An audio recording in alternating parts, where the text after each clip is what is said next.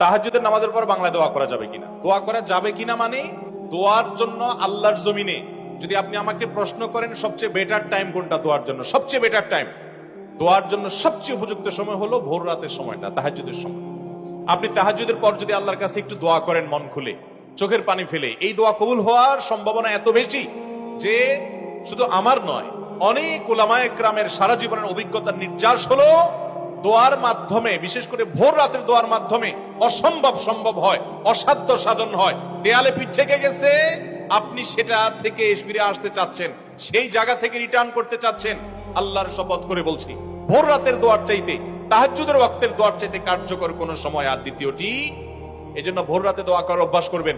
রমজান মাস আসছে, আমি সবসময় বলি ভাইরে, সারা বছর পারেন না ডিউটির জন্য ভোর রাতে ঘুমায় থাকেন, বুঝতে পারি, কিন্তু রমজানে তো সাহরি খাওয়ার জন্য উঠেন। অতএব শুধু সাহরি খাওয়ার জন্য না উঠে, সাহরি খাওয়ার পাশাপাশি 10টা মিনিট টাইম নিবে।